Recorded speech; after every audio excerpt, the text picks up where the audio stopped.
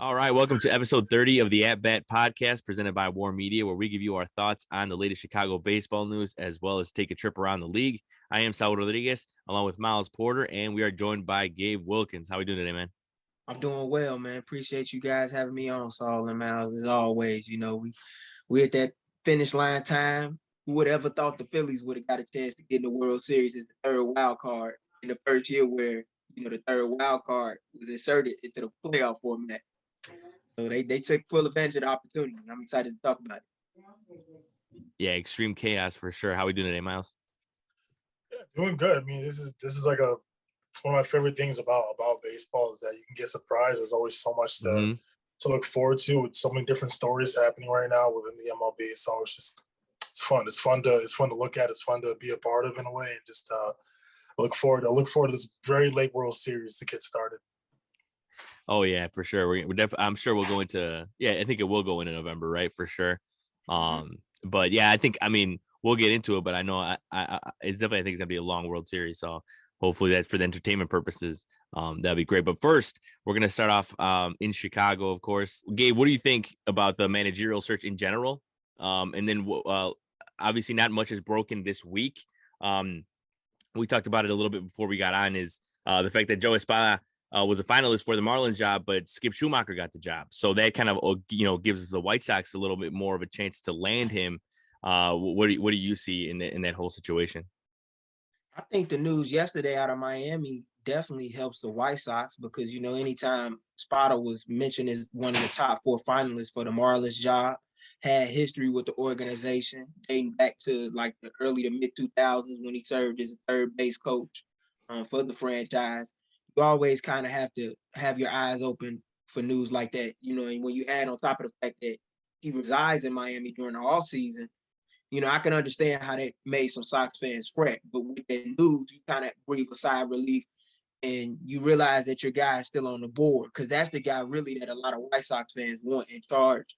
That's been well documented and well stated over the last several weeks since, this job opened up.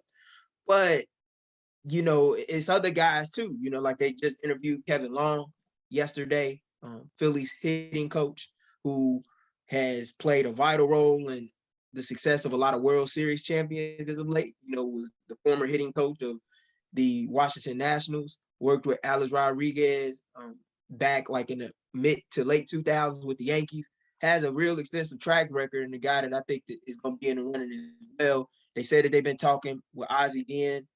It's a very interesting search because they kept it quiet, but I'm impressed with the way the search has gone because I think that they're doing a very thorough and sound job as much as, White Sox Twitter has been very anxious to see who will be the next man in charge on the South Side. Yeah, no, it's for sure.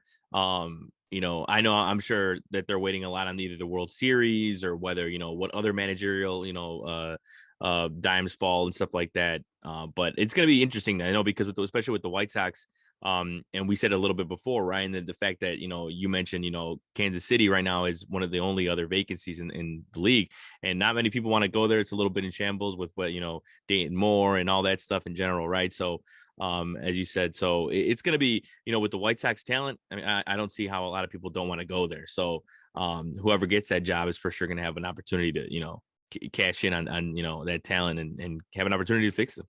It's the most attractive job in the market.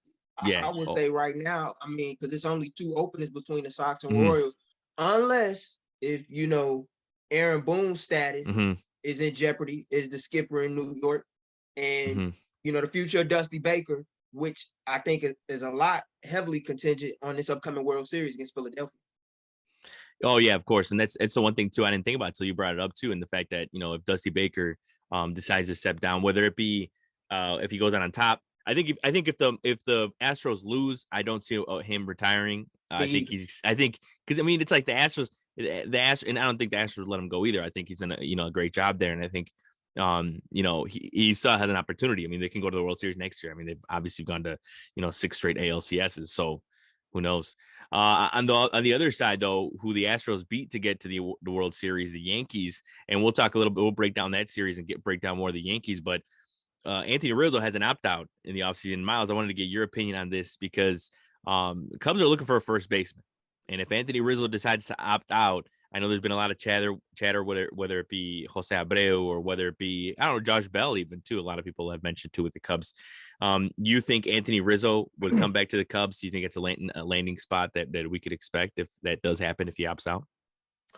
I think there's definitely that possibility. I think there's a little bit of sourness there as Rizzo has kind of voiced over the years in terms of how the Cubs kind of handled that whole situation. And, I think Joe Madden made a good point a few days ago saying that Rizzo was supposed to be the next Mr. Cub, and for them to kind of ship him the way he did for, the right reasons or the wrong reasons, I think there's always a debate for that.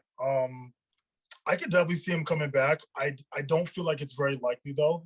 Even me as a diehard fan, I think there's also a lot of talent coming up, and the Cubs also want to continue to develop. And in terms of first baseman, I know that he might still be a ways away, but I think the front office is keeping an eye on Matt Mervis right now, and maybe they're able to move him around and maybe something works with Rizzo, but I do think it's kind of unlikely just because of the nature of what has happened over the years. But I know that Chicago has a special place in his heart. So I could definitely see it, but I do feel like it's unlikely. Yeah, no, I think that is true. And with the way things were handled, who knows if he'd want to come back. And yeah, it's one of those things where it's like when the chapter's closed, it might be the chapter's closed in general. So who knows there, but it will be fascinating to watch where he would go, regardless, because there's plenty of options for sure. I mean, I think ultimately, if you had to ask me, I think he's staying with the Yankees. I just think he's played well there. He's loved there, like instantly. It's got an instant connection there. So, and I think another spot where I heard that it could be a possibility is like the Marlins, because he's from Florida. Yeah. So that'd be another option for sure. But we'll jump right into the postseason. Obviously, we're past the LCS now and into the World Series. It's the Philadelphia Phillies taking on the Houston Astros. But we'll go into how they got there, and I think we'll go to the series where I guess the best way to put it, the least happened, and that's the ALCS. Where it was just a clean sweep of the New York Yankees. The Astros went in there, won all 4 games. And we'll start with you, Gabe. Your thoughts on this series in general. I mean, I think we thought, I think pretty much we were all in agreement that the Astros are going to win the series. It was a matter of how. And honestly, I thought it was going to be more of a series. I thought it was going to be 6 games, maybe 5 or at least 5. And it just wasn't in the cards for the Yankees. They couldn't hit all series. And I think they compared it. I think they had the stats and they compared it to the 2017 Cubs. And I'm like, yeah, it's when your team can't hit in the playoffs, it's tough to win a game. Absolutely. And when you have timely hits the way that Houston has had in this postseason, and a bullpen that has produced to the level in which they've done, thus far in October, it speaks volumes. I've been impressed with this Houston team and what they've been able to accomplish and do over the last several years. And I feel like they just truly outclassed New York from top to bottom. I'm as a fan, I'm mesmerized by the success that they've had. How many teams do you know can get to 6 straight ALCS, get to the World Series 4 times, I believe, out of the last 6 years since they've been on this run, and you lose George Springer, Carlos Correa, Garrett Cole, and you replace them with no problem? Yordan Alvarez, Framber Valdez, and then you also get Jeremy Payne, who was the MVP of the ALCS and is a shortstop that I think a lot of people need to have their eyes on if they don't already. With the way he's been able to hit and produce, from his home run in Game 3 of the ALDS round against Seattle to the big home run that he had in Game 4 to tie the game up. I believe it was in the top of the 4th when they were down by like 3 or 4 runs. I've just been impressed, with what they've been able to do as a group. And it's not too many teams that are able to just do that, to just lose talent and to find a way to replace it in-house the way that they have and have done. Luis Garcia just stepping up the way he did, making extra innings in that 18-game thriller in Game 3 against Seattle before Pena hit that home run to give them a 1-0 lead.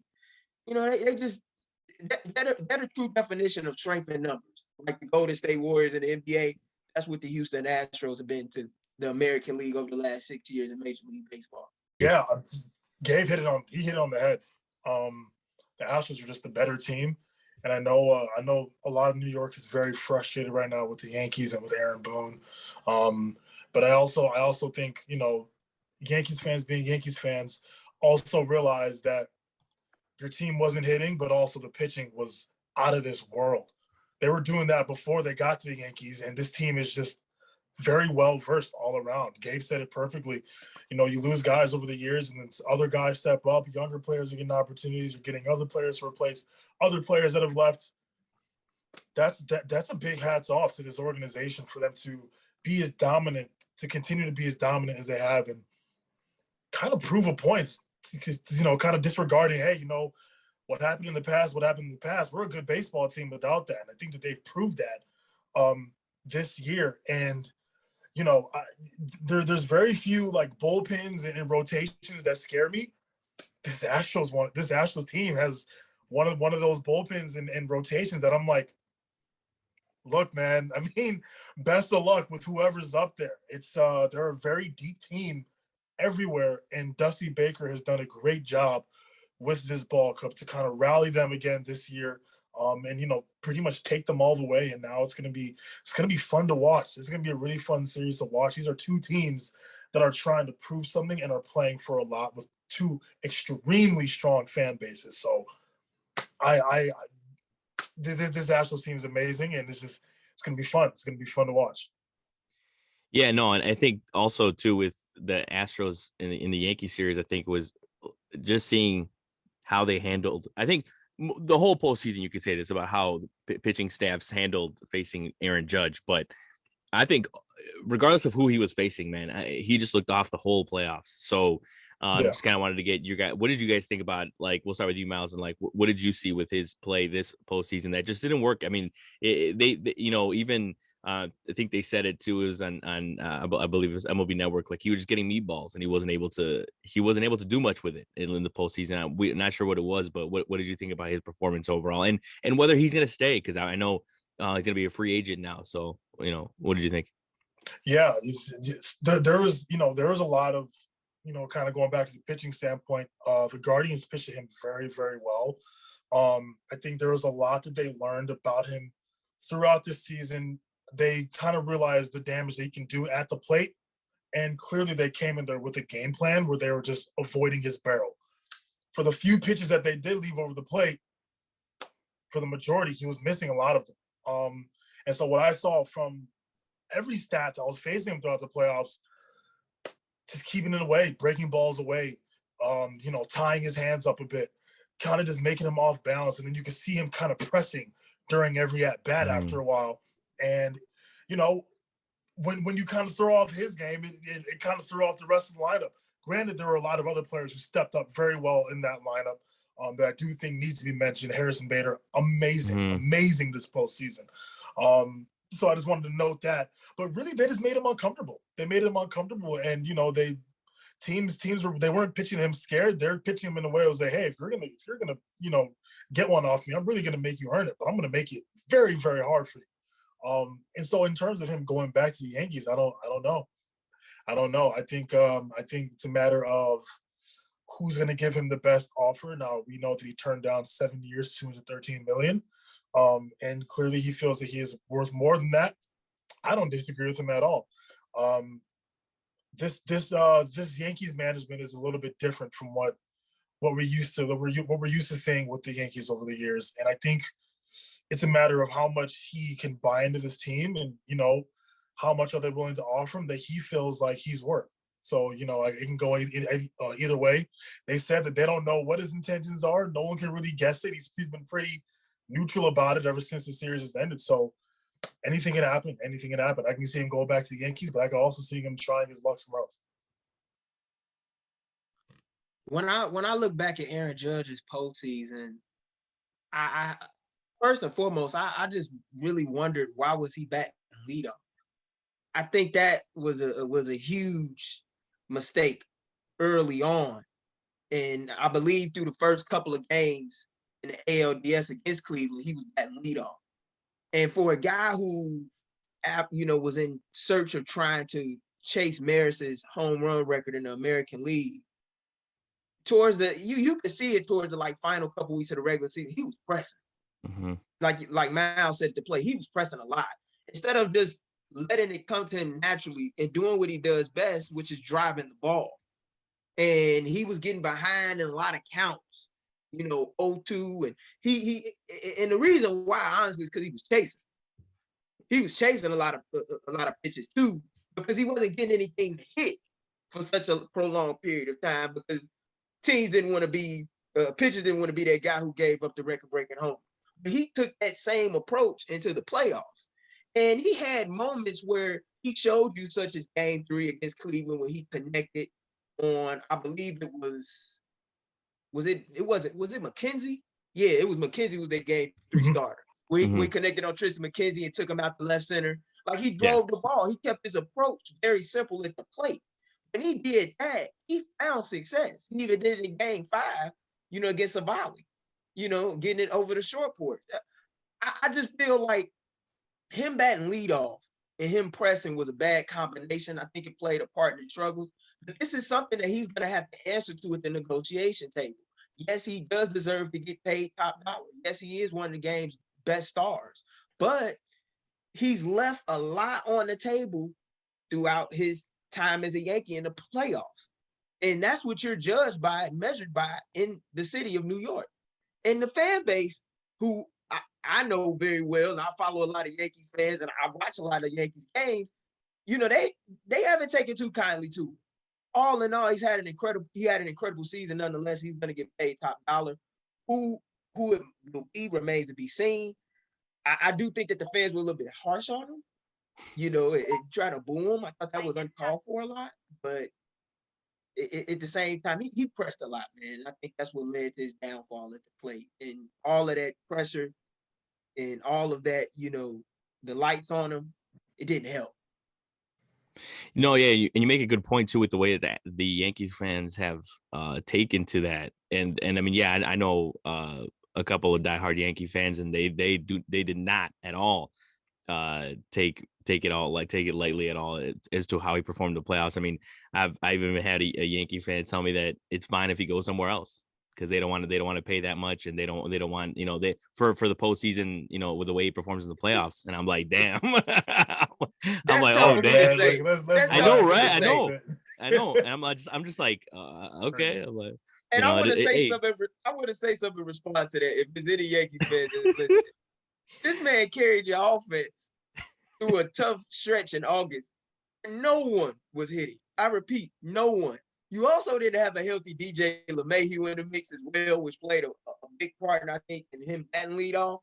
But, you could have put some other guys and tried to rework and retool that lineup where you have your most productive hitter where he normally hits, and that's the 3 spot. Yeah, and I think I will say this in defense of my friend that was saying that he does want some money spread out. It's like he wants Correa. He wants, like, if they could get, like, another starter, whether it be Rodon or something like that, just another, or like even Edwin Diaz, for example, who knows? But like, he wants the money spread out. I think that's why he doesn't want to spend all the money on one place for it to that. But you're completely right on that, in that sense that without Aaron Judge, they might have not even won the division. They might have just been a wild card team, and he carried that offense. And another thing too, when it comes to the lineup, is that I kept hearing too in the last few days, is that and one of the reasons why people want Aaron Boone out, if for the fans, is that the lineups were just, they were played with too much. Like every game there was, a new shortstop, or every game there was a new, leadoff hitter, or there was this and that. It was just too much. And it's kind of like what happened at the latter stages of Joe Madden being with the Cubs, is that a lot of the guys, and they're just not comfortable with that. And I mean, Miles, you can attest to it. I mean, you played it. So, like, for example, like, I know, I also heard on MLB Network, they were saying, like, I've asked plenty of players that are in the pros, if you wake up and you're in the same spot in the lineup every day, and you're going to play, and where you're going to play, like, that does a lot for your confidence, right? It does. oh my gosh, it makes the biggest difference. You know your role, you know what you have to do in that position, whether it's in the lineup, whether you're in the field, you kind of have a good idea. You're getting into a routine. Just about, just it's the how to perform as a ball player. There's one thing that Coach Frado at Oakton did very well in 2018 when we had that very successful season. Same lineup every single game. Same lineup. He knew the guys that he was going with. Now he's making little changes here and there. When you're playing in the College World Series, you got to pull some strings a little bit. Mm-hmm. But for the most part, going into every single game, Coach Frado had the same exact lineup. And that helped guys. That helped us know, hey, you know what? We know what to expect. I know what the guy in front of me is capable of. I know what I can do. I know what the player behind me can do. It's the biggest thing in the world. If we're switching lineups, then I have to you're not change your mentality as a hitter, but you kind of have to readjust as to what you're going to do at the plate. If you're moving me in the 2 spot when I'm a cleanup hitter, look, it's going to be a little bit different for me as a hitter, just in terms of that first inning. For me as a hitter, me being in the cleanup spot or the 3 spot, I'm expecting the first 3 guys to get on base, and I'm trying to knock you in. Mm-hmm. So as opposed to kind of depending on the leadoff hitter, as opposed to, depending on other guys in front of me to get on, you're pitched to differently. Your mentality does change a little bit. So it changes a lot. It changes a lot for certain hitters. And, I didn't understand why Boone was changing around so much. Clearly it wasn't working. And by the way, I learned the other day the Yankees are very analytically driven. Mm. I'm not going to get into that. That's a big rant that I can go on. But I'm hoping that there's a lot of learning from the Yankees organization, that there has to be a change of strategy. You know what I mean? There has to be something that changes, because for a team that talented to get bounced the way they did, and granted, I know I said the Astros are a very talented team, they are, but come on, man, we all know this Yankees lineup. I disagree. I disagree with how Boone handled that, and I'm curious to see what they're going to change going into next season. I'll tell you another thing I disagree with when it came to Aaron Boone's management of the Yankees throughout the playoffs is bullpen management, especially in that ALDS series against Cleveland. I could go back to Game 3. You got Wanty Peralta. He gave you a solid 8th. You throw him back out there. You got your guy Clay Holmes. He's been one of your most impressive arms throughout the year, coming out the pen, and you don't go to him. And you say, well, I don't want to go to him because he's pitched in back-to-back days. It's the playoffs, man. Yep. It was a 1-1 series at the time. That could have cost them a round. Yep. The mistakes that he made, and he presses a lot with his bullpen at times when it's not necessary at all. And that, to me, is what has spelled his doom. Like, this is a different era of Yankees baseball. Because George Steinbrenner, if he was alive, oh my God, I don't think he'd have made it past the end of this week. I really don't. and money would definitely be spent to upgrade the shortstop position, and money would be spent on Judge, but there will also be some expectations out of Judge too, if old man Steinbrenner was still around running the show. Mm-hmm. So this has become a more economically efficient Yankees team, but at a cost, even though they're still a great team in the American League East.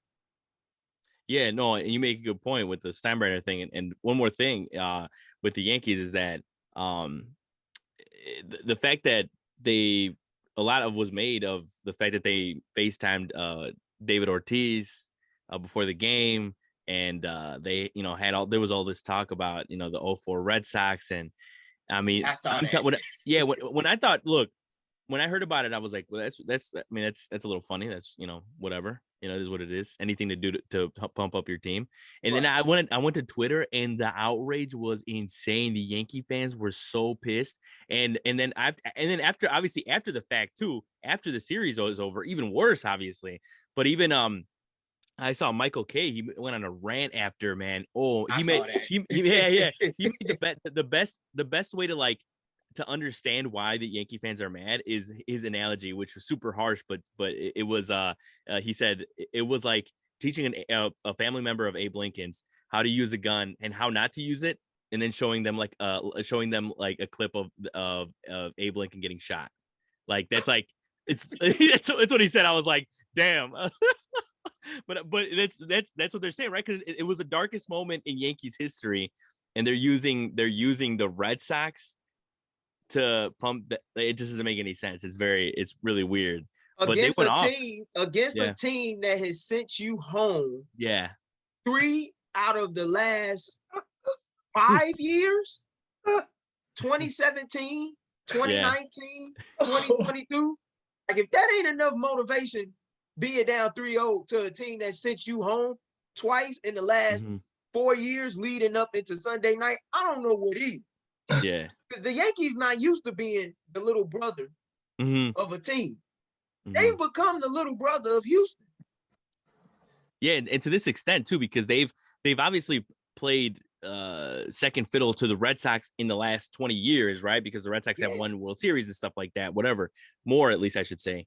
But no, this is a whole new level of second fiddle when it comes to being the Astros, that they don't let you in the World Series, right? They're just like the Yankees can't even get in there because the Astros are just bullying them in the ALCS. So it's a lot, and we'll definitely have more time to talk about the Yankees in the offseason, because I'm sure there'll be a lot of retooling, whether it be from the managerial side or whether it be from the player side. But it's going to be a lot for sure.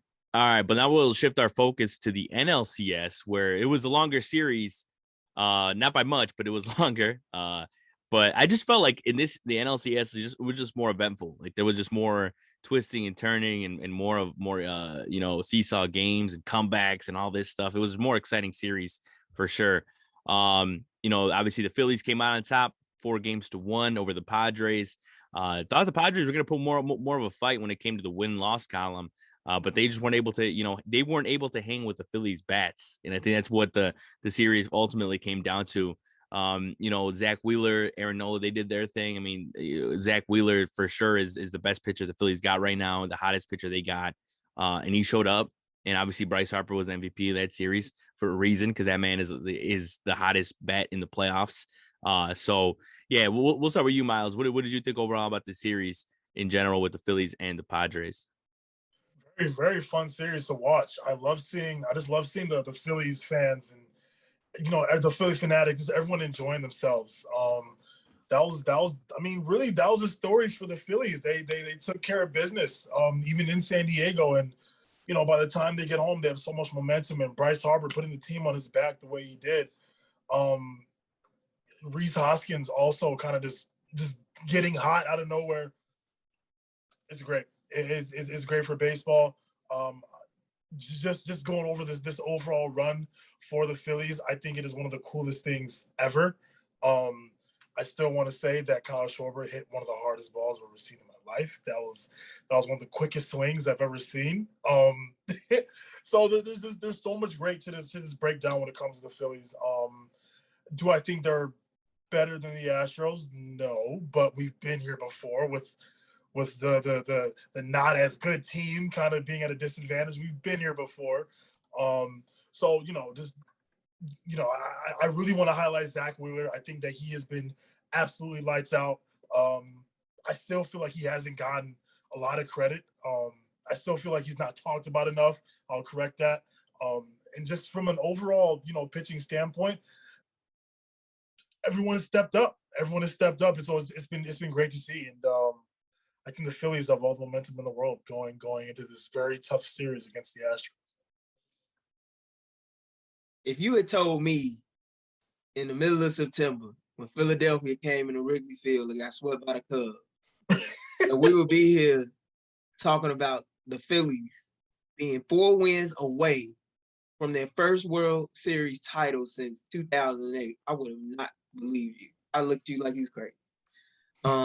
This team, you talk about timely hitting, they've gotten it. And the bigger the stage, the bigger Kyle Schwarber is.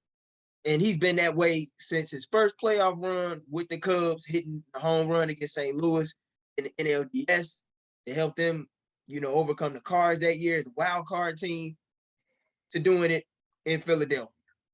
And you talk about a power bat is that dude has been amazing. Bryce Harper, he's accomplished everything in the sport that an individual player can. And what you're witnessing right now is a player who is hell-bent on doing whatever it takes to win a World Series championship.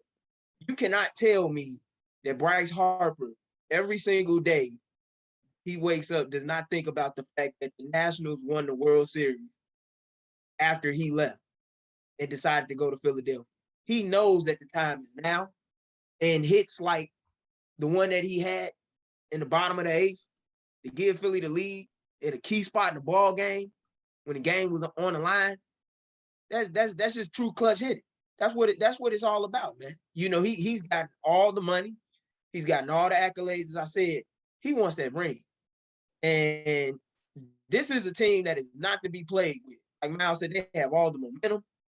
The pitching has been impressive. Zach Wheeler made the right decision. You know, he proved that it's not always about money. I believe the White Sox actually offered him more money than the Phillies did, and he decided to go to Philly. Now you see why. You know, he has a chance to do something special. Not to say that he wouldn't have here, but he made the right decision. You got to give him his credit. Aaron Nola, been impressive. I mean, Gene Segura, the defense that he's had. Oh, my God. For a team that's not even known that much for defense with a second. And the timely hits that he's had from game one in the wild card round to game 3 of the NLCS against San Diego. San Diego, they put up a hell of a fight, but that's a team, man, when they get timely hits like that, it's nothing you can do. You just got to tip your cap. You know, Padres had one hell of a season. You just got to tip your cap to Philadelphia right now, man, with the way that they playing baseball. They hot. And that crowd at Citizens Bank, man, I know for games 3 through 5 of the World Series, they're going to be in action. Yeah, no, you make a good point too, in the fact that, you know, they couldn't handle it, like the hitting, the thing is, the Padres, they had their clutch hits when it came to Machado, Kim, you know, doing his thing, you know, and but it wasn't enough, and I think it was like the Phillies magic that just weren't able to do it. But you said it too with Harper, man, and I've said it too, like for the past like 10 years now, right? It's that, you know, this guy is, you know, hated for like no reason. I feel like he made some mistakes at the beginning of his career, right? Where like, mouthing off to reporters, or whether it be fighting with Jonathan Papelbon, but like everyone also forgets that he started in the majors at 19. You know what I mean? So I mean, who isn't going to make mistakes, you know, at that age, let alone at 22? But the way that he's matured and man, every time I see him talking to the media, he's just like, he's just so well put together and just like so chill, and he knows what to say now, and it's almost, you know, yeah, I don't get the whole, because, you know, I still see it, man. It's hard to believe because I feel like I have to bring up a tweet to see it, but people still call him overrated, which makes just no sense, like, at all. Like, you look at the numbers, and you would think that person's drunk for thinking that. There's just no way. Are we watching baseball? Like, yeah.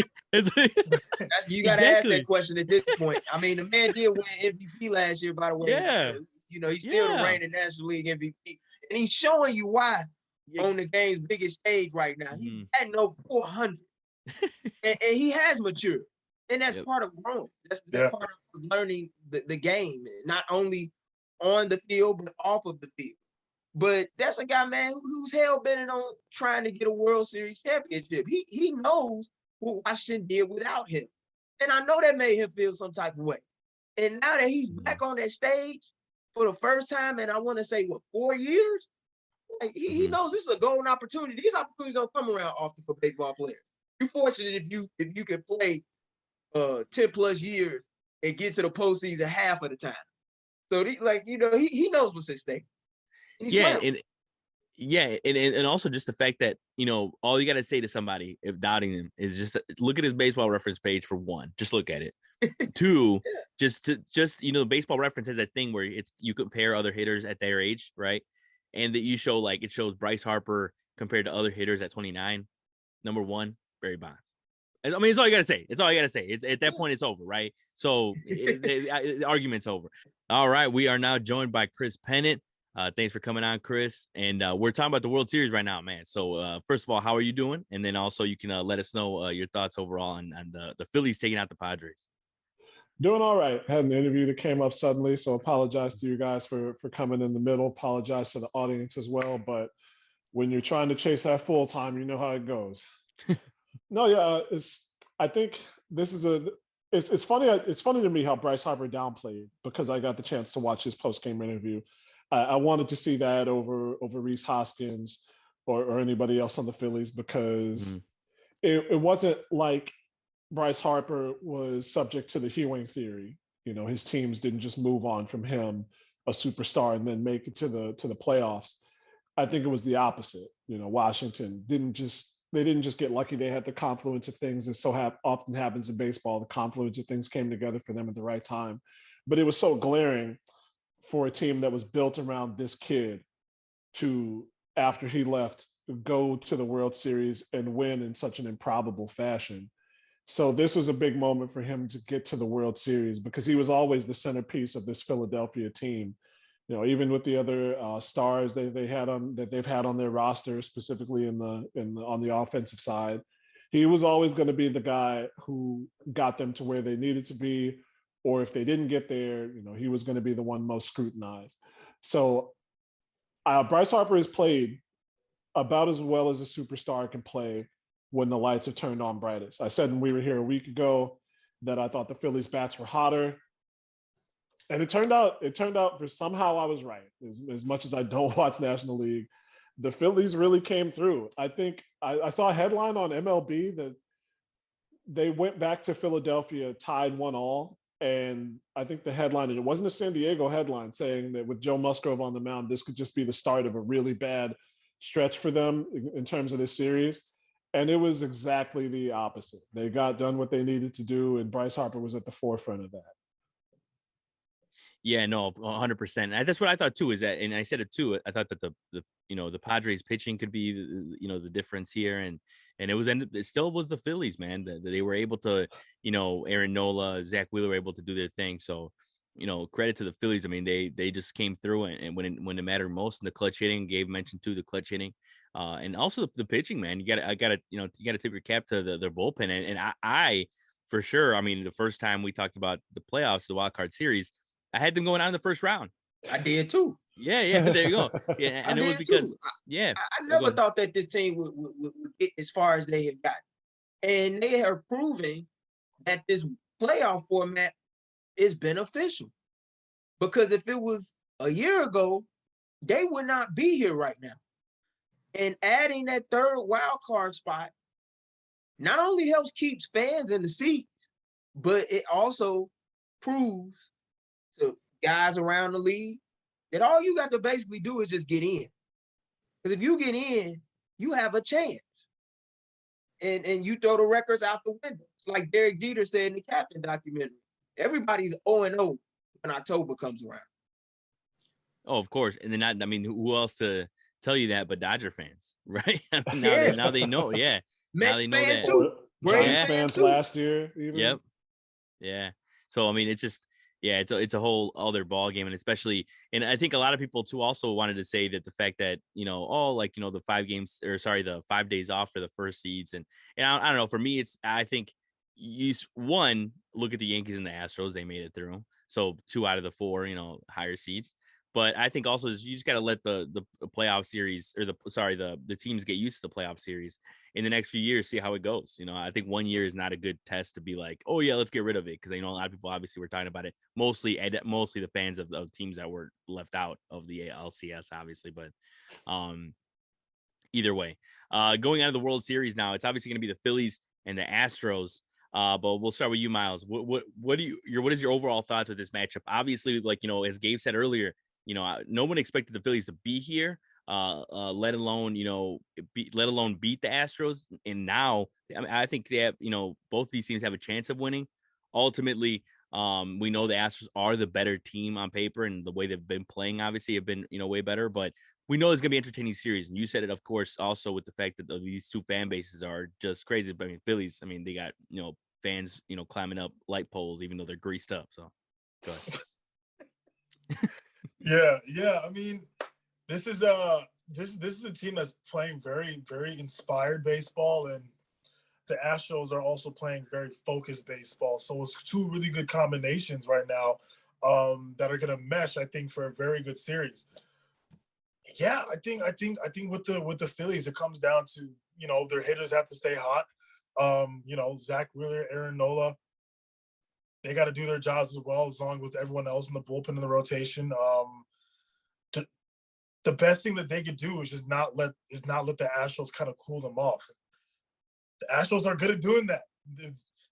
Everyone thinks that they're gangster until they go to Houston. So I think it's just one of those things where it's like, hey, you know what? Don't let this Astros team intimidate you. Don't let them control the narrative. Go out there and keep playing the game that you've been playing. Because, you know, Gabe said it. Chris has talked about it. You talked about it. Anything can happen in postseason baseball. They just got to keep on playing that inspired ball and keep playing with that, with, you know, that chip on the shoulder. Bryce Harper, he's gonna give it his all this series. I'm so happy to see him in the World Series. I think the Phillies are actually gonna really hold their own for whatever the outcome is. And I think we're gonna have a lot of fun watching this. I'm very excited. I wish it wasn't starting on Friday. Jesus Christ. Yeah. Go ahead, Chris. Yeah, man, it's hard to disagree with Miles. The only problem is you gotta look at 2 games that they're gonna play. They're gonna have Framber Valdez for one, and the way he's pitching, you could probably chalk that up as a loss. And you got to beat one of three guys twice, conceivably. Now, this is 2022. Starting pitching in the playoffs doesn't mean what it used to mean. You're not going to see a guy 3 times probably, but you have to beat one of Justin Verlander, Lance McCullers Jr., or I was going to say Luis Castillo, but I know he's with the Mariners. So why am I blanking on the fourth guy in their rotation? Framber? You know Framber Valdez? Or are you talking about Luis Garcia? Javier? Luis Garcia. Luis Garcia. Christian Javier more than likely gonna be the guy that gets more bump than Luis Garcia, because they had Garcia coming out the pen in the LDS round. Thank you. That's who I was missing. So you're gonna have to beat one of those guys at least twice. And that's a tall task, especially when the first name that comes up is the most likely for them to be able to get to is Verlander. And that's no guarantee at all. I could see them going to 2-all. And then, you know, Philly's going to have to win 2 of 3 against Houston. And how many teams have did that in the regular season? So I think the Phillies are going to make it close. I think they have to make it close. They're going in like professionals. They don't have a happy to be here attitude. I think that was really evident in Harper's post game. He was saying, it's like, I wanted to play here. I was ready for this environment. I was ready for this moment when I came here as an opposing player. So I wanted to do this for this team, for the city. He was very, very gregarious. I thought it was really cool when he said that, you know, there's 46,026. You know, there's this many people in the stadium and this many guys in the dugout, and we're all pulling on the same rope pretty much. And that was dope. But it's really going to come down to, are they going to be able to stay hot? Are they going to be able to get to one of those ace pitchers that they've got? Can you get around Alex Bregman at some point in time, because he does so many things for the Astros? There's a lot of things. There's a lot of equations to solve on Philadelphia's board. I don't know if they'll be able to solve all of them. To me, the series comes down to 3 things. Can the Phillies hit the 4-seam fastball that is proven to be problematic to so many teams whenever they face Houston? If you look at like the advanced metrics and the data, like the Mariners came into the LDS round punishing 4-seam fastball. They didn't do that against Houston. The Yankees came in punishing 4-seam fastball. They didn't do that against Houston. Philly got the hottest offense in baseball right now. Can they do that? Remains to be seen. Another thing is going to come down to is whether or not the Astros can hit pitches on the inside part of the plate against Philly, which is where guys like Nola and Wheeler are going to seek to attack the hitters. Thus far, they've proven that they can, especially Jeremy Payne. And they do it in this series with the ring on the line and the championship on the line. That remains to be seen. And then last but not least, defensively, Philadelphia is built like an American League team. They have a lot of first base DH prototype type of guys. It has worked for him thus far. But in a series like this, in all series in the postseason, where the margin of error is small, you cannot afford to give teams extra outs. If they do that, it could make them or it could break them, depending on how pitchers pitch through jams and situations if they encounter them. I think that's what it comes down to at the end of the day. Just looking at both of these teams, yeah, the stars are going to show up. They're going to show out. I think the pitching is going to be very great on both sides. Christian Javier is not a guy that you can just sleep around, even if he is a game 4 starter. And I find it interesting that Houston hasn't announced their starters for the first 2 games yet. Philly has. So I'm wondering, are they going to go with Framber in game 1? Are they going to go with JV in game 2? Or are they going to flip-flop it? Either way, I do think those are the top 2 guys. But it's going to be a hell of a series. And I definitely think we're looking at a 6 or 7 game series right now. Oh, 100%. And that's true. And that is true what you said about how they haven't named their starters yet. Because they could really throw out anyone in game 1 and game 2 with the way things are going. But I would like, from a fan perspective, though, would really love to see Verlander versus Wheeler. So hopefully, they're able to give us that. But one more thing, when it comes to the World Series, I wanted to get you guys' thoughts on who you think would be an X factor for either team. And I'll go first. Like, I think if for one player out of either team that could change the series, I think for me it's going to be Aaron Nola. I think if the Phillies are to win this series or even stay in the series, they're going to need Aaron Nola to pitch like himself, pitch like he did earlier in the postseason. Obviously, he had a clunker in the last game he played against the Padres, 6 runs. He gave up in 4 2/3. I'm not saying it's going to happen again, but you can't mess around with this Astros lineup as we saw against the Yankees, right? So I think if the Phillies were to win this series, they're going to need Aaron Nola to pitch like Aaron Nola, have Zach Wheeler and Nola kind of do their thing. I know I'm pretty sure that Wheeler can, hold his own against the Astros, just how hot he's been, pitching in general, and just the way that, the Astros lineup hits against this type of pitching like that. So, regardless, am I going to be surprised if it's like a clean sweep or something like that? No. But I do also want to get you guys overall predictions of who, who's going to win, how they're going to win it. But I think for me, ultimately, the Astros are going to win it. But I think it will be 6 or 7 games. I'd probably say 4-2 or 4-3, but I think if I had to put my money, I would say 4-2. We can start with you, Gabe. What do you think is your overall X factor for the series, and who do you think is going to win ultimately? I think the X factor is really going to be Gavriel. Whether or not he comes through or does not, I think he's going to break a lot of these games. You saw the timely hits that he had in the New York series that paid significant dividends for them breaking through in that game 4, as well as even in game 3 as well, when they, got out to a big lead. I expect Houston to win, but it's very hard for me to go against Philadelphia. But then again, this layoff with these teams having, like not playing in almost a week, I think the team that scores first in at least these first 2 or 3 games are going to be the teams that had the upper hand. Because pitching, I expect to be dominant in Houston through the first couple of games on both sides. Because it's going to take a while for these offenses to, read these pitchers, sort them out a little bit. But if I was a betting man, like you said, Saul, I would take Houston, and I would take Houston in 6 games. But it would not shock me if Houston was to lose this series in 6 or 7 games. I mean, they've lost 2 out of their last 3 World Series on their own home field. So it wouldn't shock me. And the National League East has proven to be Houston's kryptonite. Washington, Atlanta, Philadelphia. That will mark 3 out of the last 4 World Series winners to be NL East, champions or wild card winners.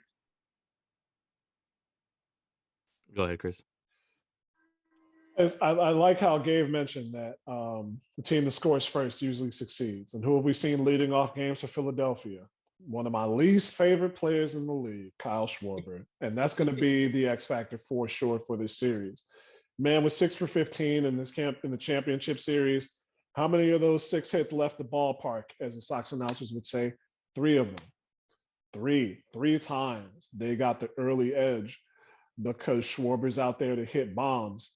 So can he do the same thing against a vaunted starting rotation, as we have talked about for Houston? That's going to give them an edge. It might not give them everything because we know that the Astros don't mind deficits, but it could definitely give their team a psychological edge, something more that they need. And they need everything they could possibly get against this Houston team. Philadelphia is no doubt the underdogs, no doubt at all. And I think Schwarber is going to be a key to their success more than Castellanos, more than Alec Boehm, who we need to see more from, even more than Brandon Marsh or Sir Anthony Dominguez, Brad Hand, anybody I could really think of. It's going to be Kyle Schwarber who has to get those hits, hit him out of the ballpark, and hit him out of the ballpark often. Yeah, that's a great point. I think, there's definitely a lot. Everyone's going to play a role for the most part when you look at this series. I think Rhys Hoskins, that's who I'm looking at in terms of just, staying consistent, having consistent at-bats, hitting the ball hard. Because I look up and down this lineup, I think a lot of these guys have had some great moments this postseason. And I know Rhys Hoskins kind of turned it on during that championship series. So I think that'd be really helpful for him to carry that into the World Series and maybe even more, not just looking for the long ball, but just getting clutch base hits in general, moving guys over, working the count, getting on base. I think all of that plays such a huge role in how that Phillies team is going to find some success against the Astros. And for the Astros, there's nothing but great things to say, mostly great things to say.